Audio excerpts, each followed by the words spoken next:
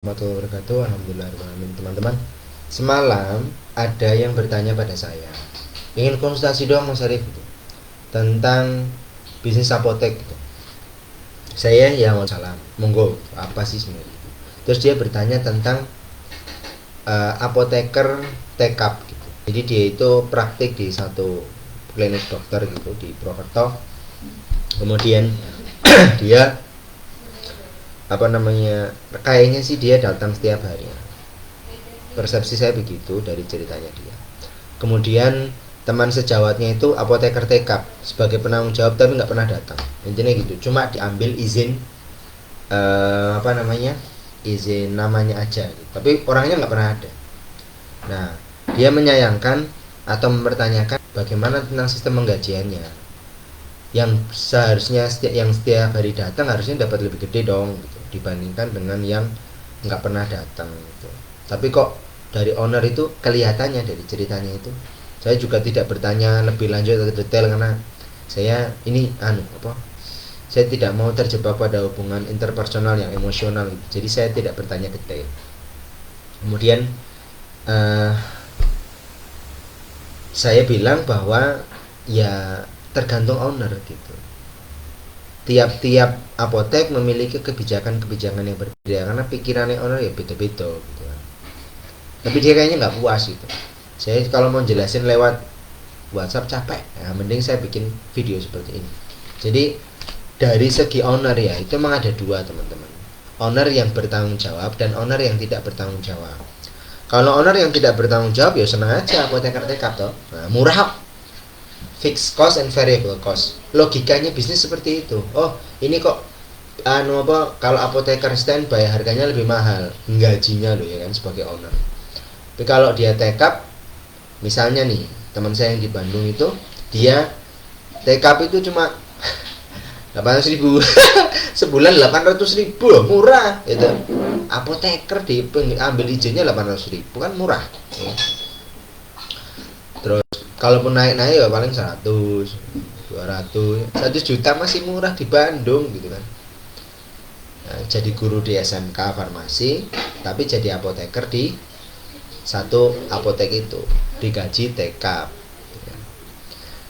murah kan gitu ya. Dan memang ya dari ownernya kemudian bisa melakukan apapun lah. Ini kebetulan ownernya sih rodok, bukan rodok ya, ya sebenarnya bertanggung jawab pada dasarnya dia itu. Cuma dia nggak ngerti bagaimana caranya kan. Nah, kadang seperti itu. Ada orang itu niatnya baik. Underlying every behavior is a positive intention. Di bawah sebuah perilaku itu ada niat intention yang baik, tapi nggak ngerti caranya loh. Nah terus kalau kita sebagai owner melihat owner yang tidak bertanggung jawab, ya dia akan menggunakan ketiadaan apoteker itu untuk melakukan manipulasi macam-macam lah, kejahatan dalam farmasi nggak bisa dijelasin di sini, banyak banget. Nah terus kalau ownernya bertanggung jawab gimana? Ya dia akan seperti yang teman saya di Bandung itu, dia akan nagih, akan minta agar kamu bisa datang meluangkan waktumu berapa, 1 jam, 2 jam, oke, tapi pasien akan ketemu dengan kamu pada saat jam itu. Nah ini menarik.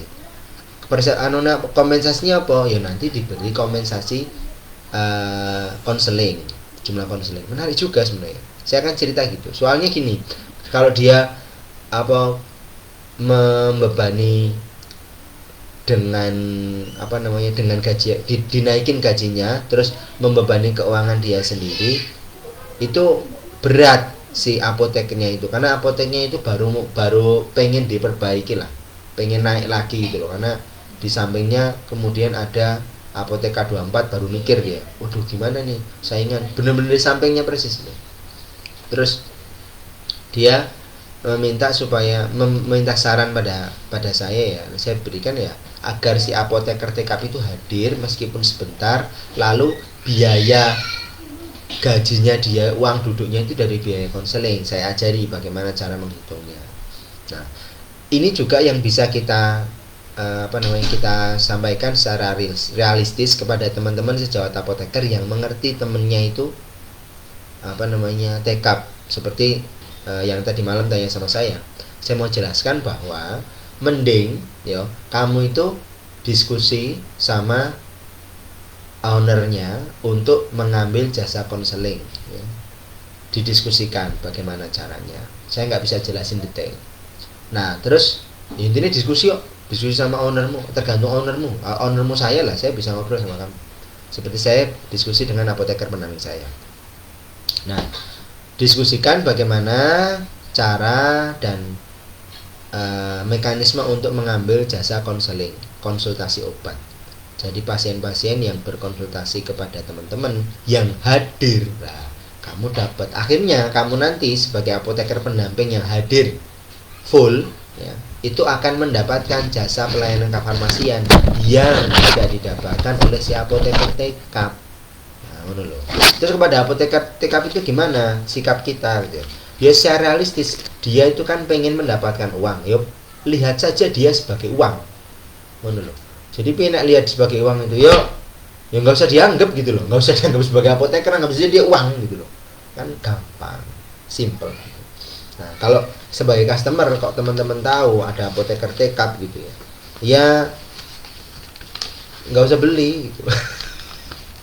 Nanti kan soalnya obat ini kan berbahaya kalau kita tidak mendapatkan konseling langsung dari apoteker, kira-kira begitu. Jadi realistis saja loh, realistis gitu, nggak usah. Kalau mau idealis yuk, apoteker harus bikin ya. Kalau kita menuntut, misalnya kita berharap pada pemerintah atau organisasi profesi, oh lama, mereka urusannya juga banyak gitu loh.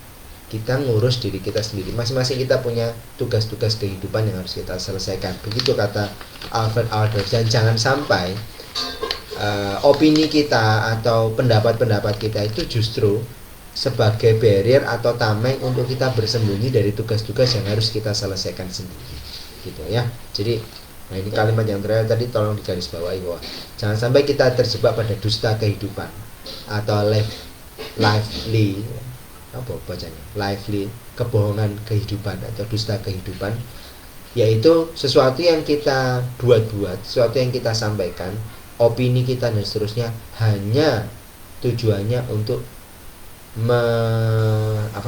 untuk menunda atau tidak melaksanakan tugas-tugas untuk diri kita sendiri. Begitu ya. Terima kasih, semoga bermanfaat. Singkat saja. Assalamualaikum warahmatullahi wabarakatuh.